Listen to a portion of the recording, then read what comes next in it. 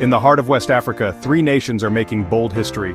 Burkina Faso, Mali, and Niger, countries once plagued by coups, foreign interventions, and terrorism, are now rising together under a unified vision.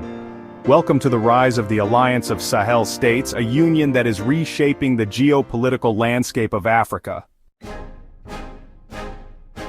For years, Burkina Faso, Mali, and Niger have been at the front lines of instability. Terrorist groups linked to Al-Qaeda and ISIS have wreaked havoc across the region. Meanwhile, foreign troops, especially from France under Operation Barkhane, were deployed, but many locals began to see them not as liberators but as occupiers. Corruption, poverty, and ineffective leadership only deepened the people's frustrations. Then came the turning point, a wave of military coups. Mali in 2020, Burkina Faso in 2022, Niger in 2023. While the world panicked, these nations saw a chance to reset, reclaim sovereignty, and rebuild on their own terms. In September 2023, something unprecedented happened. The military-led governments of the three countries signed the Liptako-Gurma Charter, establishing the Alliance of Sahel States, AES. The charter was clear. If any member state is attacked, the others will respond. They will collaborate on security, economy, and development, and most importantly, they will work together to resist foreign domination. This was more than a military pact, it was the birth of a new Pan-African vision. As these nations solidified their bond, tensions with ECOWAS and Western powers grew.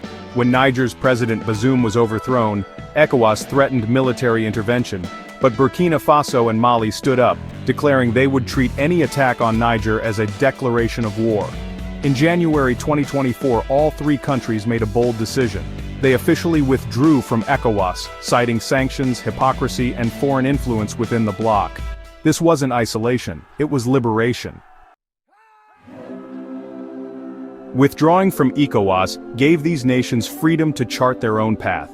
They began working on a common currency, joint military operations, regional infrastructure projects, and youth-focused development plans. Instead of relying on the IMF or foreign aid, they're exploring partnerships with BRICS nations and enhancing internal trade. What's striking about this union is the level of popular support. In Ouagadougou, Bamako, and Niamey, people flood the streets waving flags, cheering their leaders, and demanding African self-rule. The face of this movement? Captain Ibrahim Traoré of Burkina Faso, young, fiery, and unafraid to speak truth to power. Together with Colonel Assimi Goïta of Mali and General Abdourahmane Chiani of Niger, these leaders represent a new generation of African rulers, ones who reject puppet governments and fight for dignity.